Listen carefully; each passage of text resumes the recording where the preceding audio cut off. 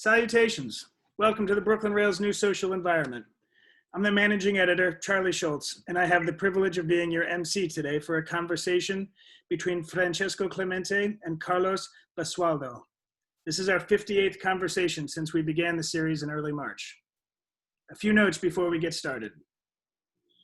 The Brooklyn Rail stands in solidarity with the uprising unfolding across the country following the murders of George Floyd, Breonna Taylor, Tony McDade, Nina Pop, David McAtee, James Scurlock, Jamel Floyd, Ahmaud Arbery, and in response to generations of structural violence against Black communities. Black Lives Matter, and we will continue to support those fighting for this truth. We'd like to begin with a brief moment of silence.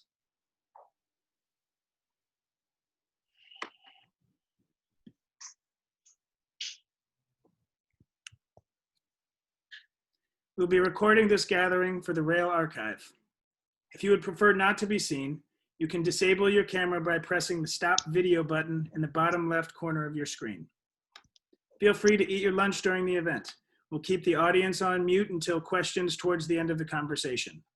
If you have questions during the conversation, please write them in the chat and I will call on you to speak during the Q&A, or I'm happy to read the question on your behalf. The Rail team will be helping out with tech if you have questions, and our production assistants, Emily and Tyler, will be typing closed captions to make the talk more accessible. So feel free to turn those on at the bottom of your screen. Before we depart, Vincent Katz will give a brief poetry reading, so please stick around. And finally, special thanks to the Richard Pousset Dart Foundation for sponsoring this week of this new social environment. The Richard Pousset Dart Foundation advances understanding of Richard Pousset Dart as a visual artist, supports educational programs where art making is a vehicle for positive personal transformation, and promotes intellectual exchange within the arts. Now I will introduce our host, Carlos Basualdo, who is the Keith L. and Catherine Sachs Senior Curator of Contemporary Art at the Philadelphia Museum of Art. Among the exhibitions that he has organized at the museum, Bruce Nauman, Topological Gardens, which represented the United States at the 2009 Venice Biennial, and a survey exhibition of Michelangelo Pistoletto in 2010, which was a collaboration between the Philadelphia Museum of Art and Maxi. With that, I hand it over to you, Carlos. Thank you. Thank you very much. It's, first and foremost, thank you, Charlie and Francesco. It's a true privilege to always to speak with Francesco. And it's difficult, you know, when we planned this with Nick several weeks ago, we were going to chat and talk about the lockdown and our experiences during the lockdown, and and how art and other practices can help, and then suddenly this terrible crime hit upon us, and as you say, as a sort of a reminder of a very, very long and painful, chain of similar crimes, and we've all our life have been once again been turned upside down, and so the names that you pronounced, are resonate so deeply, I think, today, and they create, they create a sort of energy that is very difficult, to live with, So it is with a heavy heart, that one talks. I think that while you were talking, I was reminded one of the things that Francesco and I speak very often, and of course Francesco with a lot more authority than me, is about Tantra, which is, a number of I would say religious, philosophical movement in India, that started in the beginning of the millennium, in the first centuries of the millennium, and it's still very active today. And for Tantra, language is, a vehicle to the divine, and it's certainly a cipher for consciousness and reality. And you definitely feel in those names all the weight of reality. So having said that, I've been very lucky because during these few weeks, Francesco and I have been talking, quite often about, little things and big things and how things are. He's been in New York for this whole time. Much to my surprise, I'm in Philadelphia. I know that lots of people, have been, enduring this whole situation in the cities, the COVID and so forth. The first thing that I wanted to ask Francesco is, how is he? How are you today? And how it's been for you, this whole period in which we have been forced to isolate. You've been mentioning Tantra. Well, welcome everyone, first of all, and solidarity to everything that has been mentioned. Carlos has been mentioning Tantra, and one of the meanings of Tantra covers a whole syncretic, gigantic tradition, contemplative amount of contemplative traditions. One of the meanings of Tantra is weave.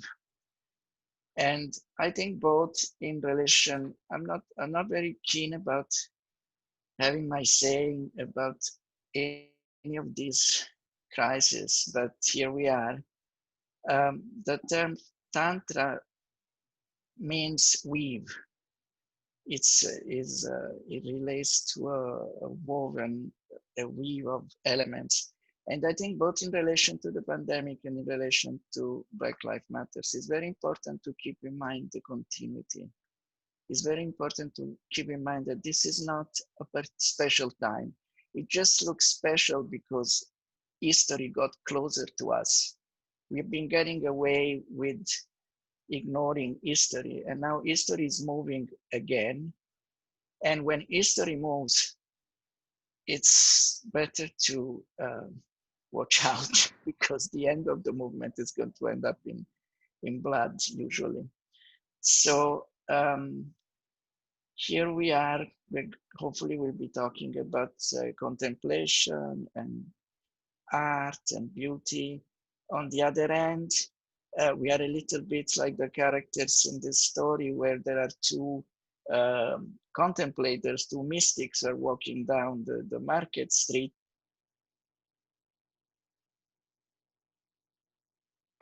Can you hear me? Can you hear me? Can you hear me? Yes. And they see an elephant running down the street, and they, all of a sudden, everything they've learned about contemplation and beauty fades away because what they really have to do is to run for their lives. So, yeah. So how am I? Heartbroken would pretty much sum it up. Concerned also enters into the picture because I am extremely young American. I've been American only for 2 or 3 years. And I always thought that America was immune from fascism. And now I have to reconsider my views. So, and I noticed that no one else seems as concerned as I am because somehow there is the memory of other Americas. So I'm concerned and I'm heartbroken, yeah. I'm also calm and I'm also surprisingly, after 1 month of silence, at the beginning of the pandemic, I've been able to work on a very regular schedule and fairly successfully make some work, yeah. But not the ideal, these are not the ideal circumstances to make anything, for sure. And have you been working at home? Have you been being able to go to the studio? I mean, Francesco lives in downtown Manhattan and the studio is nearby his house. Yes, my choice is from the past of having a very low you know, again, we have to go back to India when I met this mystic in the street who was the very handsome man. He was just making little movements, and he was a baul from Bengal. They sing and they worship through singing. And he looked at me and he said, maximum spirituality with minimum movement. I always kept that in mind in my activity as an artist, that I wanted to make really the minimum effort with the maximum of meaning. And that has been useful right now. I'm a walking distance from my studio. I only have one assistant. We are isolating from each other. We alternate in the studio. I've been working at home and in the studio, mostly at home, where I feel a little more sheltered. In the studio, I feel more heartbroken than at home. But yeah, watercolors at home and paintings in the studio. And I think that many of you know that Francesco has a very long experience and of India through time and time. And you know, you and I, Francesco, met in Italy, I believe, and you know, I think that India was not part of our conversations at the beginning, but now has become a very central part. And Francesco has been a guide for me in many ways in terms of many aspects of Indian philosophy and literature now, as I'm asking things for you know, for things to read. Francesco is somebody who has a very deep relationship with words. I think we have you know, Alex here is a testimony to that. So I thought I could start by showing some of the books that you recommended me, Francesco, which I'm enjoying quite much. And maybe you can tell us a little bit about why you recommended them to us. But so we start with this. Oh, that's a novel. Yes.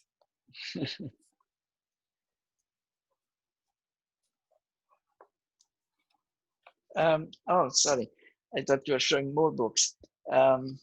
I want to add a footnote that I'm also experiencing civil unrest, having lived in Italy in the early 70s. So all this mayhem in downtown New York, very close to where I live by, hasn't really shocked me too much, and actually brought back some sweet memories of being young and reckless. But I'm not condoning or encouraging, but you know, it's not really a big deal to me what is going on in that sense. The novel, English August, yes, is a novel from the 80s. Okay, I'm very passionate about India. Why I'm so passionate about India? Because I went to India in exactly then in the early 70s, when Italy was in the grip of a very heavy civil unrest and mayhem, and the last attempt by people with a Marxist approach to reality, with a Marxist view, to stop the you know, march of capitalism. And people from my generation, they really thought they could change the course of things, but evidently they didn't. And I got wary of running down the streets of Rome with heavy armed police following me and trying to chase me. And I took the first plane to India. And in India, I found something that I had read about in Rilke, when he writes in his letters to the poet. He says, "How lucky are you not to have an artistic profession? How lucky are you to work in a post office and you can be really faithful to your poetic voice without any constriction of a professional or approach of any kind." And India at that time, it was a socialist country, so it was filled with people who worked in post office, and they had so much to say. One would just sit there in some provincial town with some stranger stuck in a really tedious job, who had read every book you could imagine and had, you know, had seen all of Louis Malle movies, or on and on. And the And book you just showed is a little bit relates to that time, because it's a memoir written by a civil servant. Because in socialist India, the dream of everyone was to get a civil servant job, because you didn't have to do anything and you had an income. And so this is a really terrifically amusing memoir of a civil servant who is stuck in some tiny village in India on a fixed salary, and spends his entire time smoking pot and masturbating and fantasizing about lives we'll never have. and it's amusing, and at the same time it's quite With a fantastic description of the furniture, because for some reason in a 1.5 billion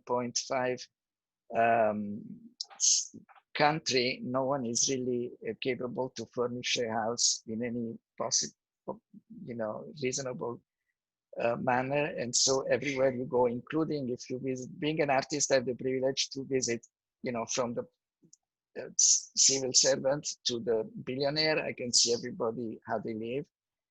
And the billionaire too, he just lives in a living room where there are office chairs and basically office furniture all stacked together in a completely ridiculous way. So there are wonderful descriptions of all of this in the book. The book is funny in a kind of a very serious kind of way, and it also brings it makes you think a lot about colonialism and the inheritance of the colonial period, as it's almost like the administration system is all organized by the colonial power and then emptied out and resignified. So it's a really I am enjoying it very much, and it's provided me from some respite from other readings, and maybe I can share something that I think you know very well, Francesco. Oh, then now we are jumping. That is my sleeping pill that I have by my bed. That is a very, very famous text from Kashmiri Shaivite tradition. We are now in the year 1000, with the great flourishing of Buddhist and Hindu, tantric disciplines. And one of my regrets, I lived in Kashmir, but I never met, there was an actual living teacher of this tradition, and I never knew about him at the time. Yeah, contemplation in America. But you see, even now, even with the recent developments, I keep thinking of America as a mystical place in a sense, And actually, we won't have really time to talk about it here, or it's not this the place to talk about it, but all through the 19th century, there was a really great exchange between India and America in terms of mystical views and a certain kind of iconoclastic tradition in India translated into reached America and bounced back into India. So, and in fact, this goes on until this day, because once I met a sadhu in India, which means somebody who has given up all possessions and walks around stark naked, carrying a trident and covered in ashes, and just going from one temple to the next. And it turned out that this gentleman, a young man, he had been to university in America, and he had been something like Princeton or something like that. And he started to read Emerson while he was in college. And reading Emerson, he had decided that he had realized that what Emerson was talking about was that what he already had as in the mystical tradition of India. So he just come back to India and became a mystic. So this exchange is still going on. I'm not making this up. And Francesco, you actually came to the States after you had been to India, right? For the first time. Luckily, I came to America from the West. I came because I think to come to America, America is a very exotic place for a European, and to come to America from Italy, if I come to America from Italy, I would have been very weak. But I came from America after living in India, and then I traveled to Japan, and then I arrived to California, and then I arrived to New York, which looked exactly like I arrived to Soho, which looked in 1981 exactly like it looks now. It was all boarded up and deserted, and but it didn't really make any particular impression on me, because after living in India, everything else becomes very easy, including those days in New York, which are pretty rough. But when you were in New York also, I mean, it's interesting to me how you constructed affinities with people like Allen Ginsberg, who had also had a strong influence by Eastern thought, right? So it seems that India, Because those were the books of my generation. As a teenager, I'd been reading Ginsberg, because Ginsberg had an amazing translator in Italy, a woman who had been at 17 the girlfriend of Cesare Pavese, who was a great poet in Italy, was like much older than her. And then she had gone on translating all the big poets in Italian in a very wonderful way. And so these were a little bit my heroes. And then when I arrived to New York through Raymond Foy, I met all of my heroes, if you want. I was also very fond of poetry. I had a connection with America through poetry and painting, because also in paintings, I was an admirer of Cy Twombly. So at the end of the day, that's what it is, you know. And how important is all of that for you in your work? I mean, how much do you think about poetry or India when you are about to do your work? I think about it in different ways. When we say India, we are talking of contemplative traditions. We are talking of ritual objects. We are talking of correct gesture, correct word, correct form. When I enjoy very much the rituals that I see in temples in India.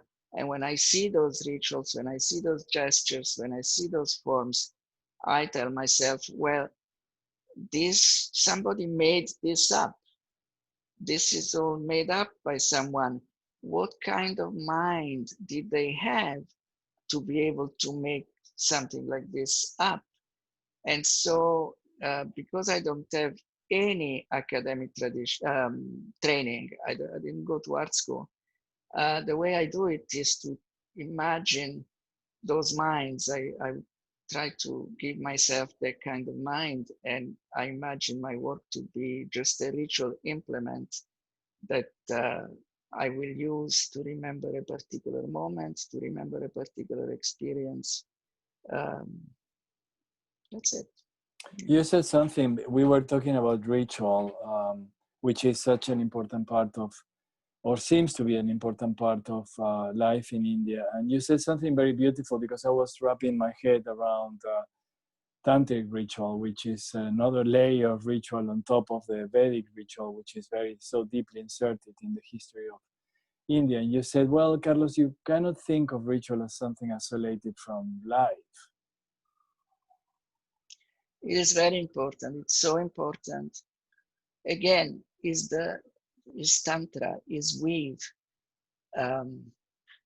Is very, very important to keep in mind the continuity against the, everything that we learn in the Western world is about objectifying and separating one thing from another.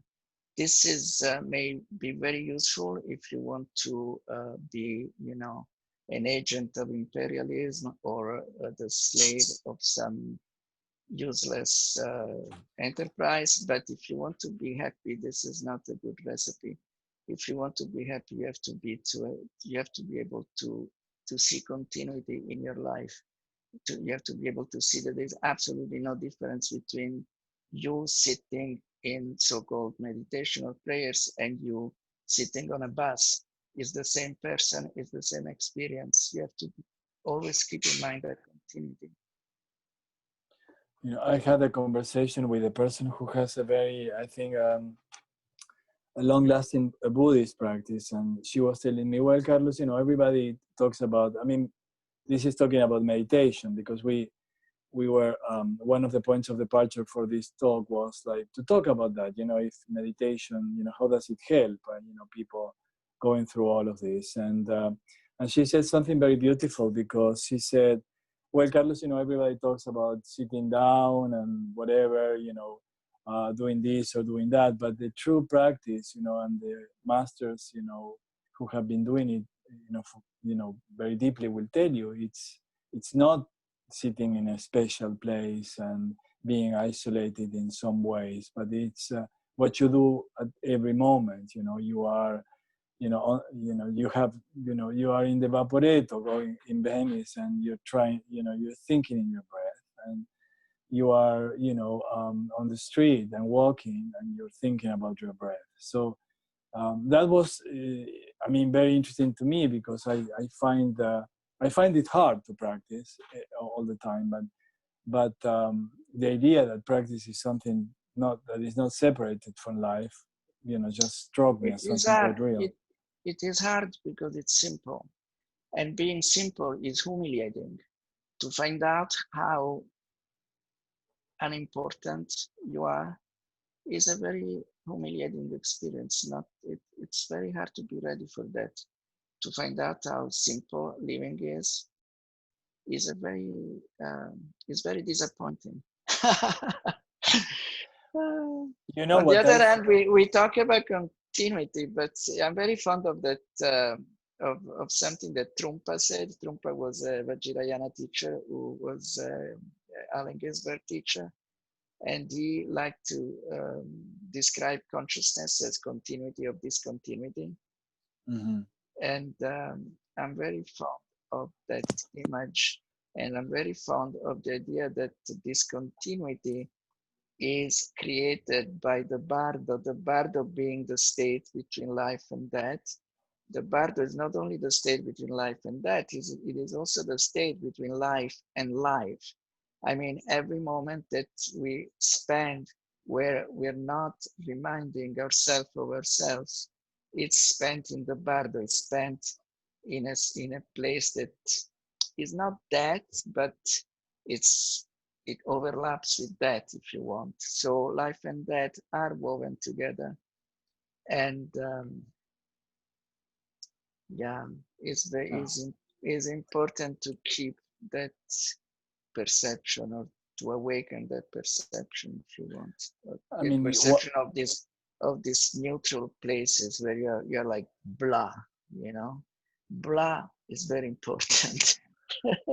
one thing that one says, you know, I mean, talking about death, is the last breath, and, you know, breathing. I mean, it's, you know, of course, breathing is life. I mean, and, you know, I mean, George Floyd's last words was, "I cannot breathe." You know, I mean, but to me, I mean, what I hear is an entire society saying that they can, you know, we cannot breathe. And it's true that there seems to be no space for breath. You know, breath is space, you know, and there seems to be no space, total conflation, total condensation. And in Tantra, again, you know, breath has a very deep symbology, you know, and it's connected to the energy channels. And every time that we breathe, you know, there's, you know, of course, an inhalation in which you know, it's connected to energy, you know, and an exhalation, you know.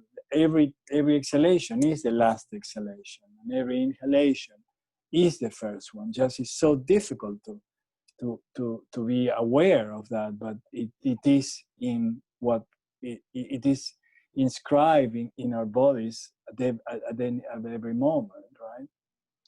In the yoga, also in the yoga tradition, well-being is described as spaciousness, sukha, and suffering is described as lack of space, dukkha.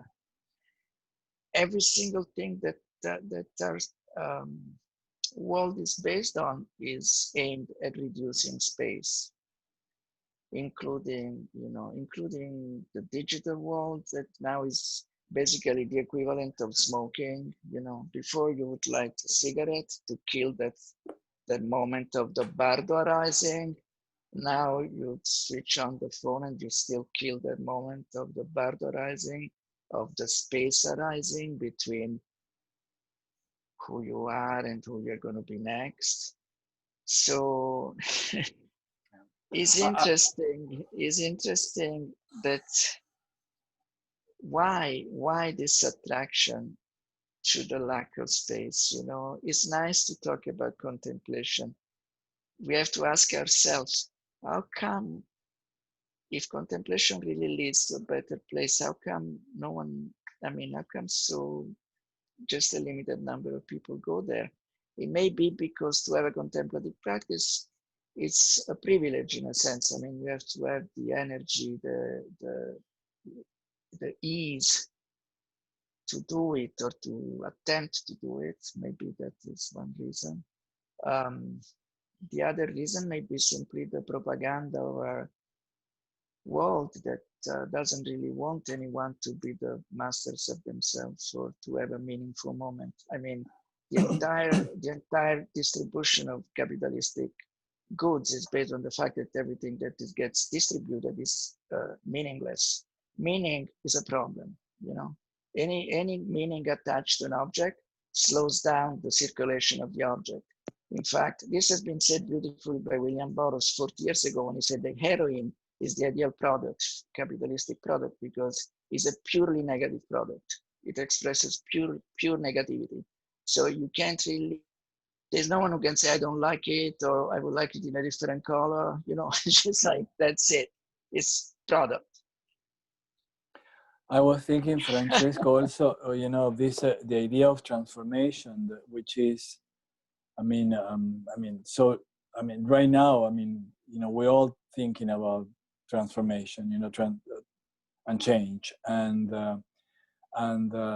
any practice, any spiritual practice, is, it's deeply transformative, and in the case of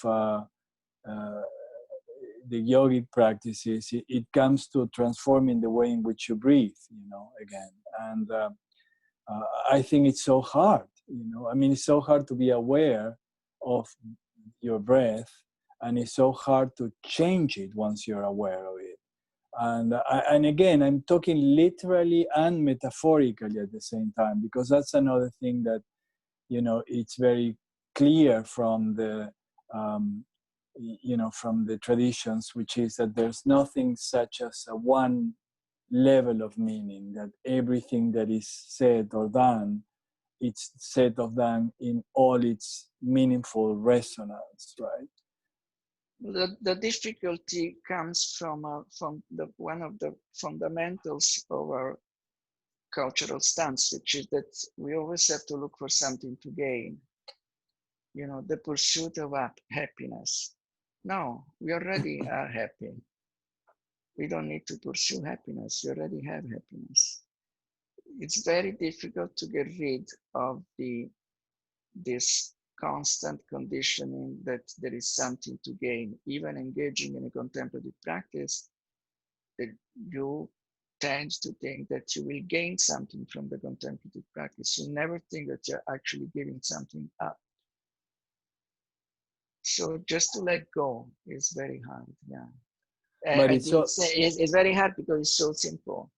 But being so simple is also so surprising, and it is also embracing the unknown.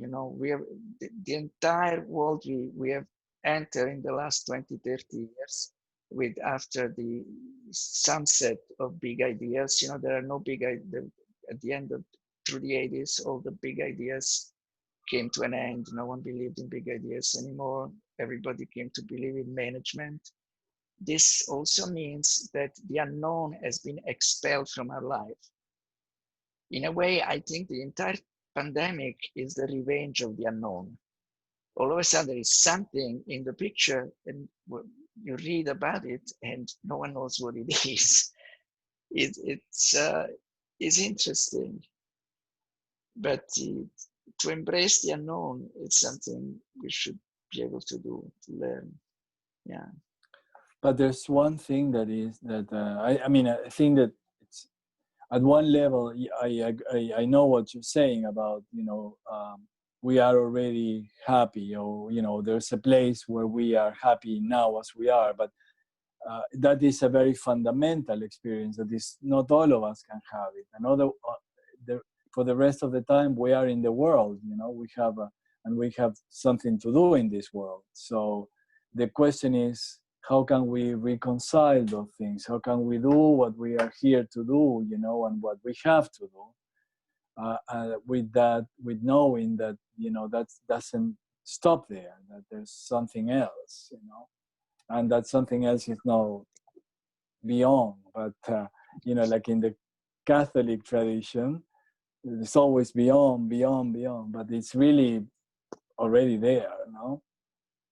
It's already there. I'm only a painter, so I cannot answer this fundamental question. I can only tell you that just asking this question makes my life easier, and it helps me to be close to what I make. You will need some selfless person to reply to that question in a convincing manner. I don't have that claim. But I wanted to talk also a little bit and show, you know, I don't know if we are ready to do that, but Francesco during this time, you know, has been at work. I think that he did this very beautiful series of watercolors, and he showed them to me, and that's a very beautiful picture of. Is it so beautiful where you work, Francesco? Yeah, I staged it a little, huh? Okay. Okay. And what is, I think, interesting is that you dated all of the watercolors, and that and the images are, yes, deceptively simple. I think that we're seeing the first two ones, and when you know, you have this clear division between something that looks like the sky or water, and the beach, maybe earth, and there's a conch and a shell. We don't know if it's empty or not, and they're immediately perceived as beautiful and but lonely, right? And what I told Francesco was that, you know, at the beginning of the pandemic, we got all these images of, well, there's the wildlife, you know, in different parts of the world, and you know, there's little fishes in Venice again, and you can see the canals, and everybody was in awe of suddenly this beauty. But it was really it was nature manifesting itself, right? And it seems that we are very good, you know, as a race, to get in the way of nature manifesting itself, you know. But nature manifests itself when we're not in the way, and we perceive that as beauty, but nature doesn't intend it to be anything that it's pure manifestation. So the fact that we may witness it, you know, it's accidental, really. And I felt when I saw these watercolors that there was also something like that happening, you know, that they were manifestations, really. And I know that all artists ultimately think in a public, but it seems to me that they were extremely private manifestations. As if, Francesco, you would wanted to, you know, just somewhat, you know, try to deep a little bit deeper in the possibility, even ideal, of anonymity, and just give the date itself, you know, the protagonism. The trigger to this images was an interview with Levi Strauss, which I read when I was younger, where Levi Strauss, after studying human behavior for his entire life, was saying that all he was left with was the image of few artifacts left behind, which he compared to iridescence on a seashell after the seashell has been abandoned by the living inhabitant of it. And the other trigger was a poem I'm very fond of, written by Derek Walcott, Homeros, where he talks about the island where he lived, St. Lucia, and the beach where he sat as the place where the relics of history would just arrive, like drift, they would drift to the shore. So maybe this watercolors are a reflection of history and the end of history. The date is definitely history stepping in. And formally the date comes from something actually that I started to look at more intensely after we met in Philadelphia, and we saw an exhibition of ukiyo-e prints, where I noticed that many of them have inserts with writing and numbers and all kinds of captions. And I became very fond of that idea, and it came back in these watercolors. There's also something that I remember saying to you, and you nodded, so I assume I wasn't completely off the line. And I said that, you know, shells, the conches look like something that was. This is really. I mean, it's one of my absolute favorites, and I love the red sort of pouring out, red is the color of the goddess in Tantra, and so it also pulsates with that red. But I remember saying that the shells were, you know, I mean, they're in between life and death themselves. You know, I mean, we don't know if these are alive or not, and if they're inhabited or not, and so it's almost impossible to know. And everything in this. I love that the works are so modest, but they also exist in between so many things, you know, in between the beach and the sky, and in between life and death, in between, activity and stillness, you know. In between is, you may say that in between is the material that I work with since the beginning. In between culture, India, America, in between male and female, in between what is light and what is heavy, what is frightening and what is reassuring and seductive. I play with that shoreline, with that line, you know, with the line, again, with the bardo, with that instant of interruption between one identity and another, the next identity. And the shell itself, you know, it protects. It seems to protect. I mean, it's something that is used to encrypt yourself. I mean, the animal is encrypted by, it's protected by. It's a question again, the space, the closed space of the shell and the open space of the landscape. And I mean, we were talking about space as a sort of manifestation of breath. So there's a, you know, I mean, when I look at them, I think of the rhythms of the sea, and which also echo the rhythms of breathing. So they are little. Yeah, go on. I was saying that they're little meditations. I think that they're little, you know, they're little meditations. They're offerings in some way, for me. But they get more. I mean, if we go to yes, there's more. There's more activity here, and there's more characters, and there's this little horse toy that appears towards the end of the series. The knight and the horse toy both appear. They're children toys. So again, maybe memory, maybe the fact that we all carry a shell on our back, the shell of our identity, the shell of the delusional self that we so carefully and affectionately cultivate. And as we get rid of each layer of this heavy shell, we maybe recover memories of earlier stages of our life. And the last one, I think, is the one that is dated 4/22, and the night. No, there's. Oh yes, no. Okay, all right. There we go. The last ones. Night appears, right? So the vestiges of human activity and night come together, and there's a beautiful pink moon towering it all. So again, we went from day to night, from no signs of human presence to the vestiges of human presence, from light to dark.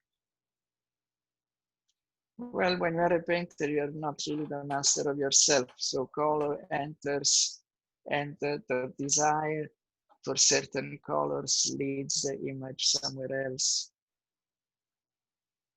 I'm very fortunate.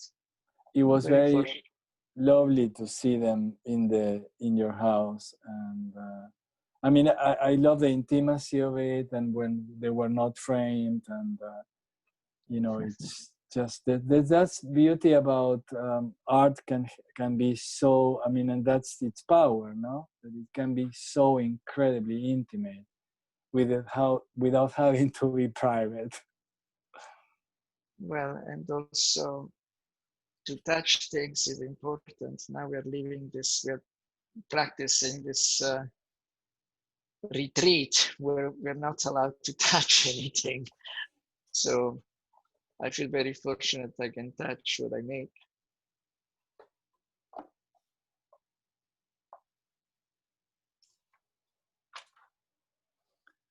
So I was, thinking, I mean, I've been trying to convince Francesco that he should illustrate this book. The Vijnana Bhairava, let me say a couple of things about it. It means, Vijnana means knowledge. And Bhairava is the name of the divinity in Tantra. I mean, it's connected to the old Vedic Rudra and to Shiva in Hinduism. It's a fearful form of Shiva. And Vijnana Bhairava means to know the divinity, you know, which in Tantra is to know yourself, your true self, to know you.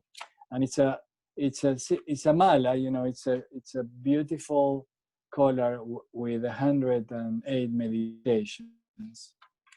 And each of those meditations, you know, it's a road, you know, it's a road for you to try towards yourself. Right? Do you have any favorite there, Francesco? I'm trying to find something that I can read. Well, also in other less specialized, that Shiva, who is the god, you know, the male deity, without Shakti, who is the female. Shiva without Shakti is a corpse. So the entire male power only can activate itself if it embraces the female nature. So again, to discover continuity between male and female, this is something that's been there from the beginning of time, and one can only be fond of this image of reconciliation. And under the umbrella of tantric traditions, there are also sexual practices, both literal and also as models of spiritual operations. Practices of transformations of the self.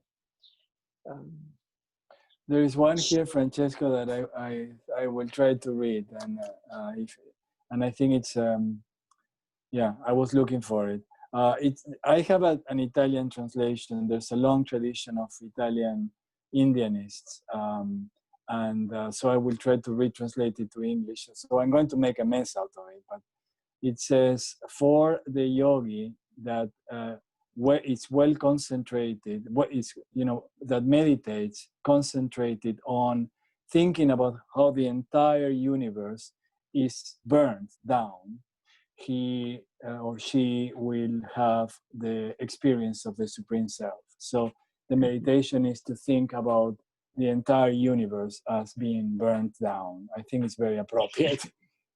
Well, I was friendly with Stella Gramrich. She was the great scholar of Indian art in the 20th century, and she was initiated into one tantric practice.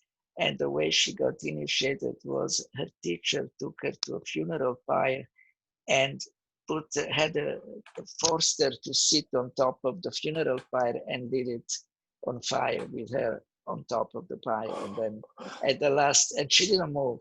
And at the last second, he just grabbed her and took her out. So what does that mean? It means, again, that the way we live, where that, the experience of that has been confined into a particular place where we can see it. Is that reasonable? No, it's not reasonable. We should be able to maintain a familiarity with that,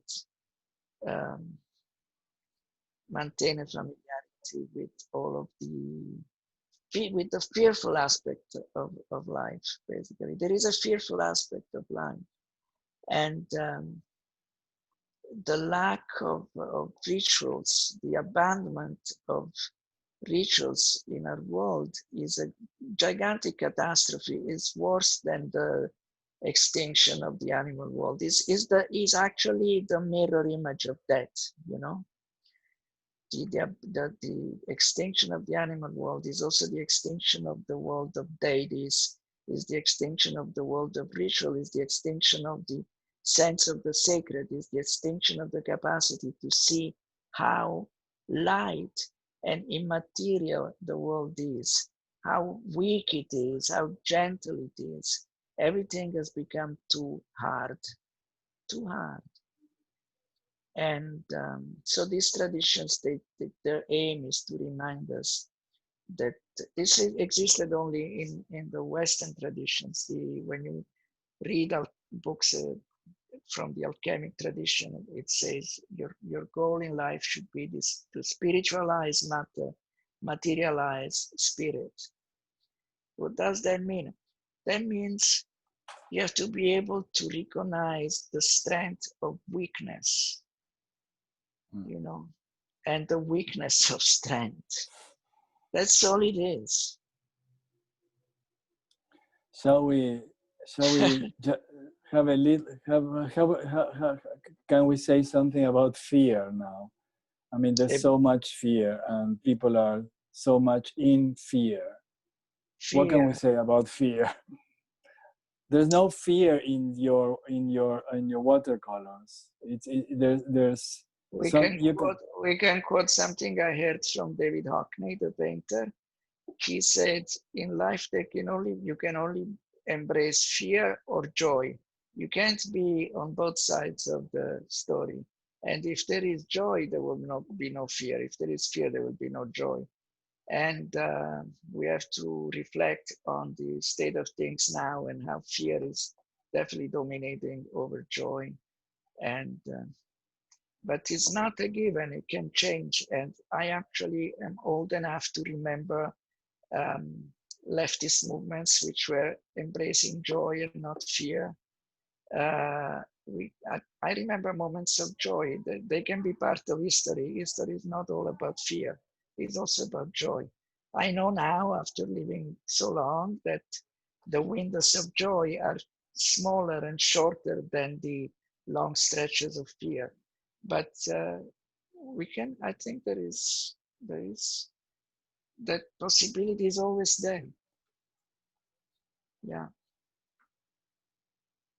In the traditions, in the tantric traditions, fear is a very important part of. I mean, you are you know, and one of the forms, you know, of the divinity is fearful, and Vaida by itself is a fearful divinity. This you find that in all traditions. When you, how many times when you reach the gate of a temple in different traditions, you find very scary forms of like demons and things like that, the wrathful aspect of divinity.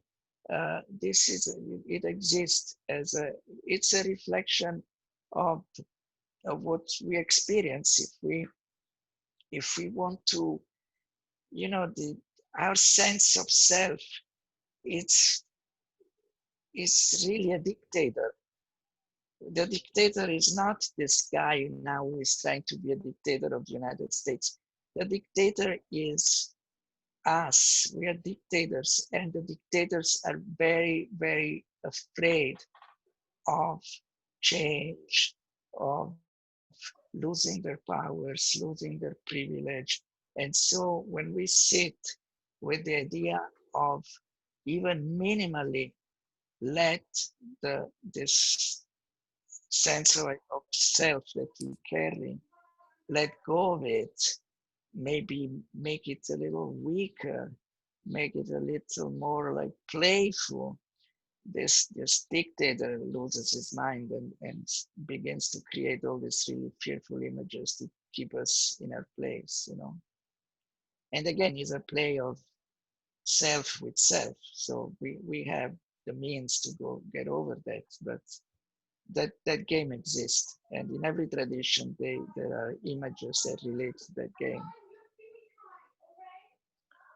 Is that a child in the background? I think that, I mean, maybe at some point it's interesting to see if there's questions from that Francesco can answer. And I've seen popping them up, and I'm happy to transition to the Q&A. This has been an incredibly fascinating and inspiring conversation. Thank you very much, Carlos and Francesco, for your thoughtful words. Thank you. The first question I'm going to ask on behalf of Susan B. Susan asks, I want to know about the difference between working in watercolor and working in oil. How are those two practices different? I work in watercolor, I work in oil. I also make frescoes. When you paint frescoes, the main rule is not to go back, because if you go back on the plaster, you make it muddy and the color loses transparency and it becomes less vivid. In a way, I don't think there is really any difference between the way you treat any mediums. I think the key is not to go back, to be able not to go back and not to rethink what you've been making. But of course, it's a whole other kind of painter who thrives on layering and building and reworking and acquiring gravity that way. But I'm fond of the gravity of simplicity and immediacy. Thank you, Francesco. For our second question, we're going to go to Tom McGlynn, who is a guest critic for our June issue. Tom, I'm going to unmute you so that you can ask your question. Hi, great to see you, and amazing conversation. I was curious, Francesco, about your early experience with art of Povera. And sorry, the sound broke. Your early experiences with art of Povera. And yes. The alchemical nature of the transformation symbolism of specific materials. Well, the arte povera artist, as I said earlier, I do not have an academic training, but my encounter with being an artist was through the artist of the arte povera. I spent a lot of time with artists like Mario Merz and Yannis Kounellis, and my mentor was Alighiero Boetti. Both of us, we were outsiders in Rome. He came from Turin, I came from Naples. And I'm very grateful I spent those early years with this really impossible people who were extremely difficult and extremely, how could I say, they taught me about big ideas, basically, yeah. I think that one interesting thing, if I may interject myself, is that Francesco is your relationship with Boetti, because in a way the East came, you know, together with that for you. I mean, you told me about that trip to going to Afghanistan with Boetti, which must have been quite something. It was quite something, but the East of Boetti was entirely different from my own, because Boetti was, he had an extremely, he didn't like India at all. He didn't like an idea of inclusiveness. He was very fond of Afghanistan because Afghanistan was this really stark, unforgiving place. And really, to be in Afghanistan was like time traveling to Italy in the 1300s. It was all men on horseback and dog fighting and all kind of fighting. And I'm glad I saw it, but I never wanted to really go back there. But Alighiero was very fond also of an Islamic iconoclastic kind of visual repertoire. And in fact, in the last years of his life, Boetti discovered that one of his ancestors had been a Jesuit priest who had gone to Uzbekistan, and he had become a Sufi, and he had defeated Catherine the Great, fighting with these Islamic warriors, the Russian troops. So it was really a different East than the one I embraced. I embraced India. It was all about female energy and gentleness and inclusiveness and paradox and something completely other than what Boetti liked. But yeah, but I did learn how to think as an artist, because Boetti's mind was even more brilliant than his work. I'm very fond of his work, but his mind was even better than the work, in the sense of always reversing the common approach to every single thing. You would just always find a way to put it upside down. It was really interesting. An interesting company for an aspiring artist at 21. Yeah. He was 10 years older than me and very successful at the moment. Yeah. Thank you, Francesco. For our next question, we're going to go to Aviva Ramani. Aviva, I'm going to unmute you so that you can ask your question.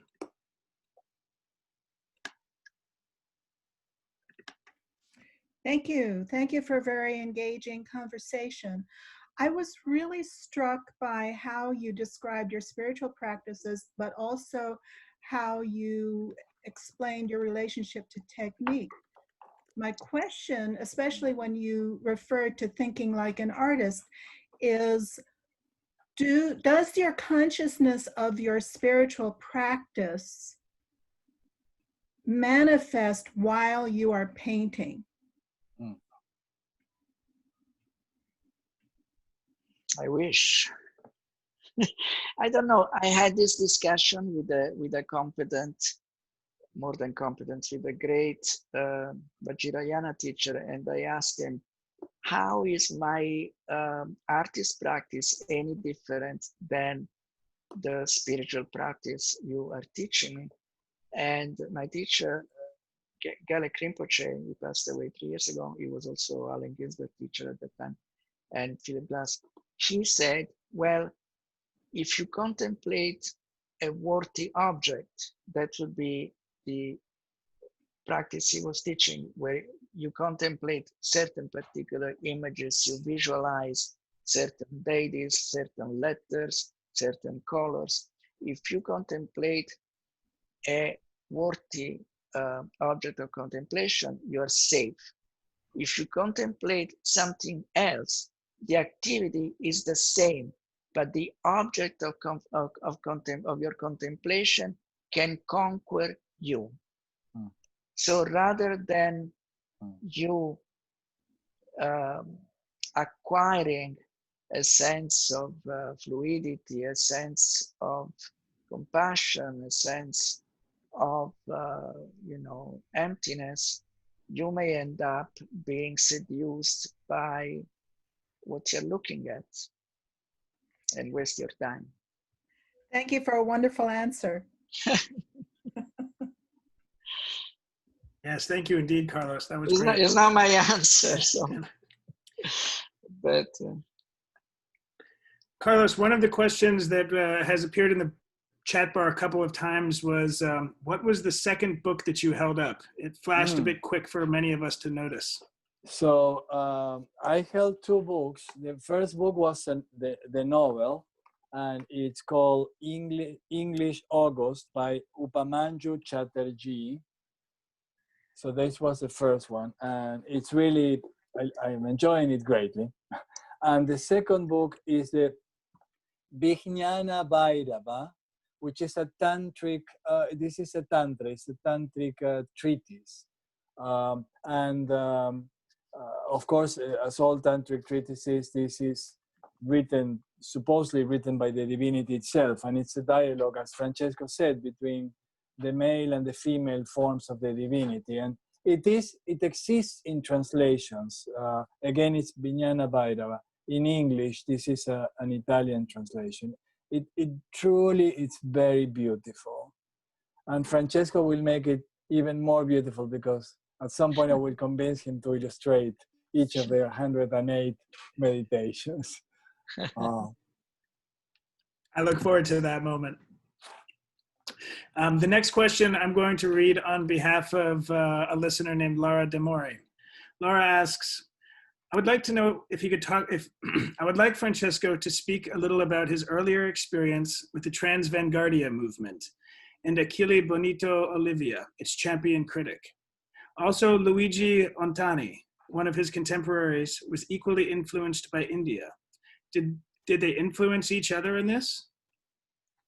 yes, Luigi Ontani was also one of my best friends at the beginning of my adventures, and just Boetti, Ontani, and myself, we were the three outsiders in this very campanilistic and chauvinistic, like Roman group of artists. So we ended up in solidarity with each other. I've never been fond of labels, so I've always a little bit struggled with this idea of the trans-avant-garde. What that was there was a moment in the late 70s, early 80s, when there was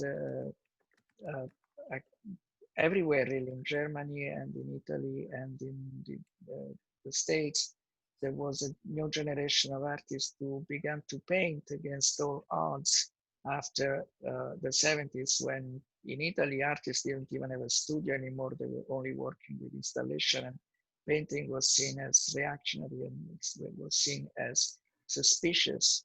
But at that time, someone from my generation would think that the language of arte povera had already lost its freshness, and it was becoming some type of international style, more design than art. And in a way, the iconoclastic thing to do was to go back to the icon.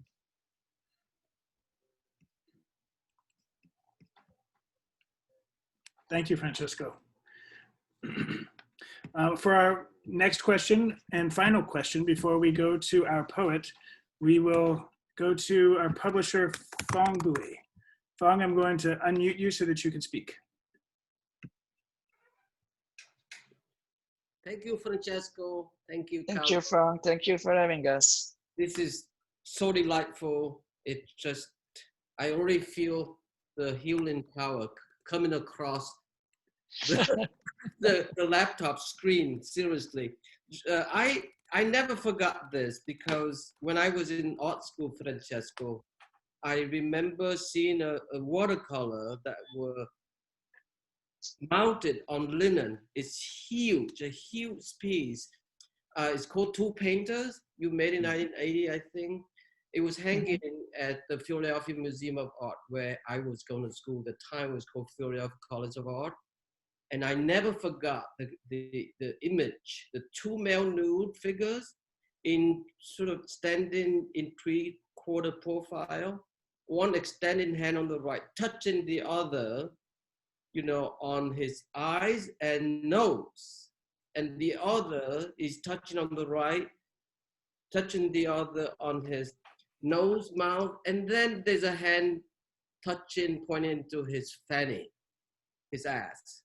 So and they divide it into different world, different landscape, you know. And I never forgot how later in, you know, the late 80s when I met Allen Ginsberg, actually, it's one of your big party when the house was celebrated. And I remember how Ginsberg, Allen talked about William Blake, and he called you the Blakean artist, is Francesco Clemente. And it just doesn't surprise me because it makes sense because Blake, during the Age of Enlightenment, hated everything that was scientific, that was rationalized, you know. In fact, he even wrote a poem called Mock on Voltaire Rousseau, you know. So when you describe about your experience of the late 60s, Francesco, what we now refer into it as the counterculture, where everything was together, poetry, art, you know, social, political activism, and everything else was together. So now we're going through a time where it needs to be re-implemented somehow. And I think this is where the artists, the poets, the philosopher have the power, because for so long they've been in the academy. I mean, people like us, you know, you are doing it, making works of art and whatnot. Carlos does what he does best, curating show. But I think the rest of the ones that who have been committed to the academy must come and join us again to be the voice of what we admire so much in counterculture. So that's my question. It's a long-winded question, but still, it's a question. Now you talk of rationality, and then I noticed that the caption to this conversation was visionary artist.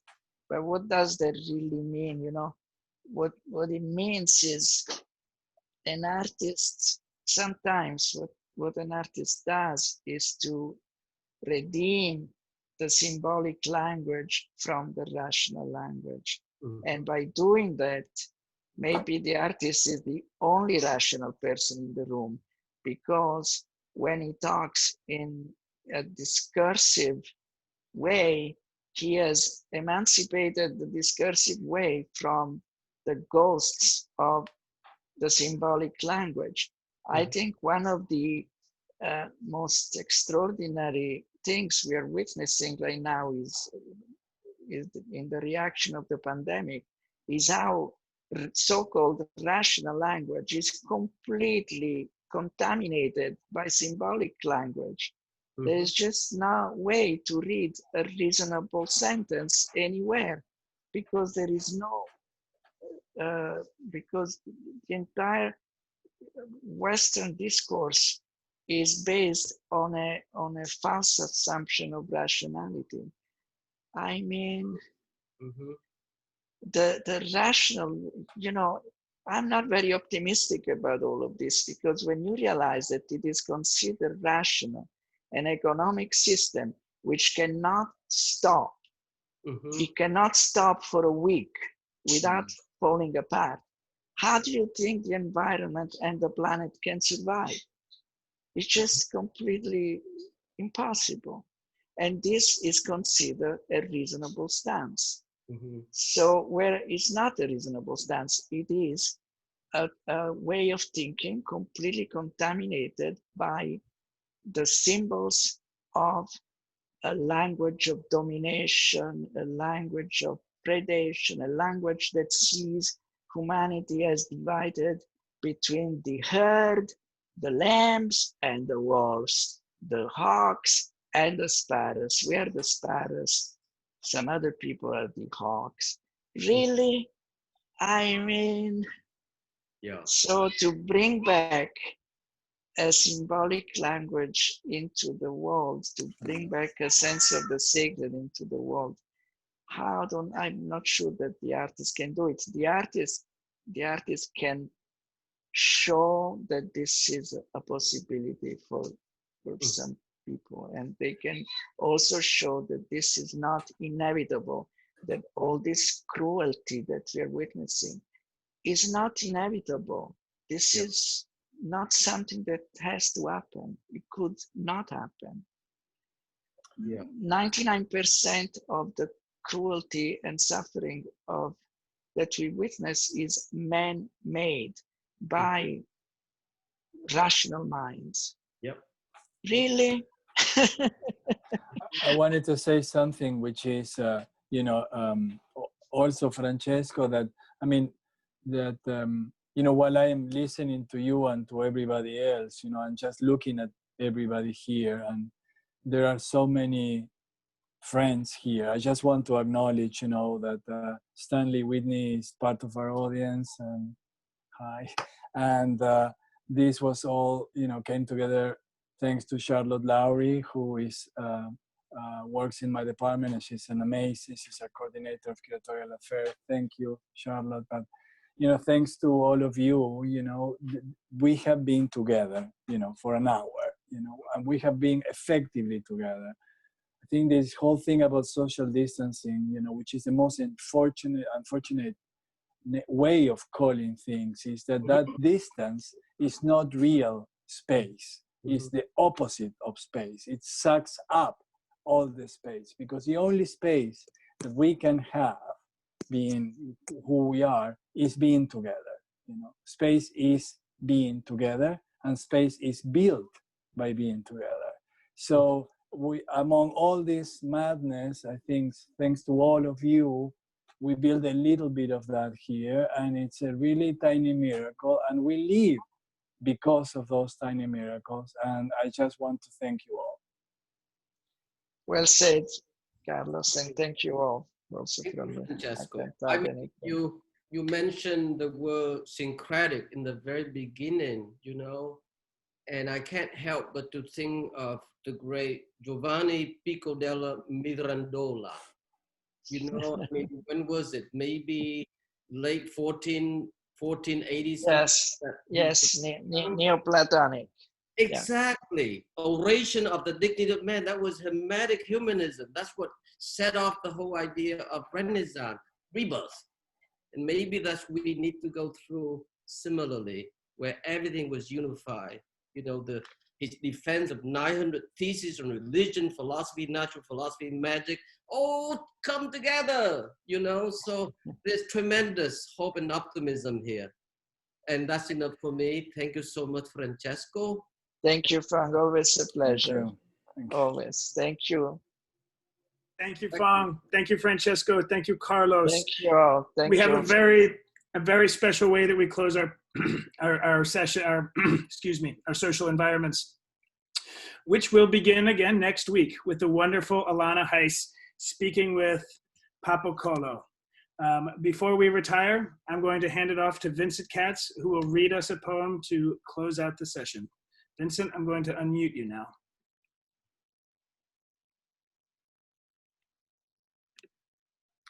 Okay, can you hear me? Yes. Okay. Yeah, well, thank you to the Brooklyn Rail for doing these conversations and for including me in this one. I feel like it feels almost impossible to do anything these days, to create anything and to present it. And in those moments, I think of certain people that I would always go to, and some of them are gone. And I just like to remember Allen Ginsberg at this moment. He was always somebody who, when there was a crisis, I would, would say, what does Allen have to say about it? Robert Creeley is another one. And then there are some that are here, fortunately. Anne Waldman is somebody that I always need to go to. And among those that I don't know personally, Cornel West, and his recently used the phrase nonviolent revolution, which I think I've been thinking about a lot. But the other person that has really been a heart guide for me and a friend for many, many years is Francesco Clemente.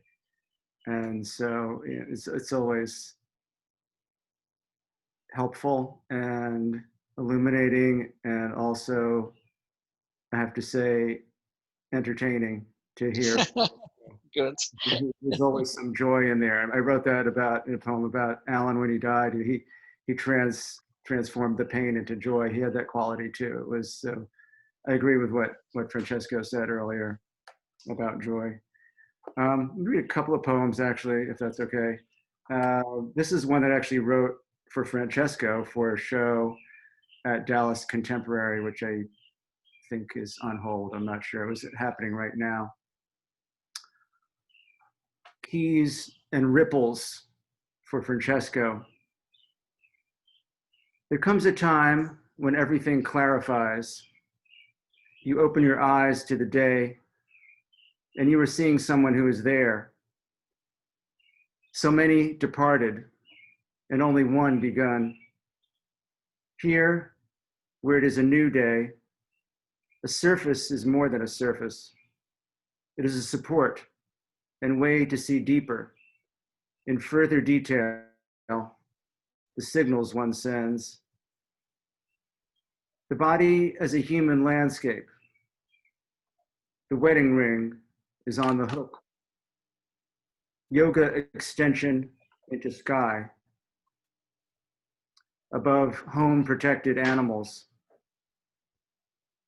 Love is two people meeting face to face and heart to heart. The famous diver changes his mind. Halfway down, he doesn't want to anymore.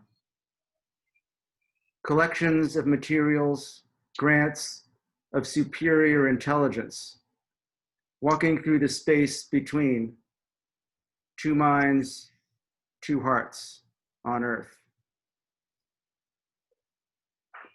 Thank you. And I'll read one more poem. This is from a book that just came out, Broadway for Paul. And this poem is called This Beautiful Bubble. Everyone takes the subway, and you can look up and look at all the people, and each one is different, and they all look different. And each one has a story, and suddenly you are awake and want to know each story, only you can't. Don't have time. They don't want to, maybe. But some you do. You glean, you approximate yourself to something of them. Like the delicate chestnut-skinned woman who, leaning, listened to the announcer before getting in, and confused because the 2 was called a 5, asked advice, and 3 people responded, explaining in their different ways, some of them silent, eyes met with approval, warmth only subway known, among equals, fellow travelers, denizens. She sat and smiled, and looking at an infant, smiled more. Her hair was a flag of self-joy, too. She was real, at ease among people. The rule is to speak. Make contact, and you will find more people than you thought. But back to our bubble. It is everywhere around us. Everywhere, walking in the city, you are seeing people. All different kinds, shapes, sizes. The best education you can give a child is to bring them up inside this bubble. I complain, but I'll never leave. I feed off the looks, the stories, the hungering here. I'm aware, we're all aware what goes on outside the bubble. We're not stupid. We just thought people outside the bubble wanted the same thing, to live as variously as possible. Or put another way, I am the least difficult of men. All I want is boundless love. It took us 60 years or so to understand what the word boundless meant. And now we know. Thank you. Thank you, Francesco. Thank you, Vincent. Wonderful. Thank you. Thank you very much, Vincent. Thank you, everyone who came today. Thank you, Carlos. Thank you, Francesco. Thank you, Fong. Thank you, Carlos. Thank you. Thank you, Francesco. Please feel free to unmute yourself and say goodbye, friends, as you leave. Tanti grazie. Thank you. Thank you. Thank you. Bye-bye. Thank you. Thank you. Bye, everybody. Amazing. Thank you. Thank you. Thank you. Thank you. Bye, Raymond. Bye, Phyllis. Bye, Stanley. Thank you. Tamara. Thank you.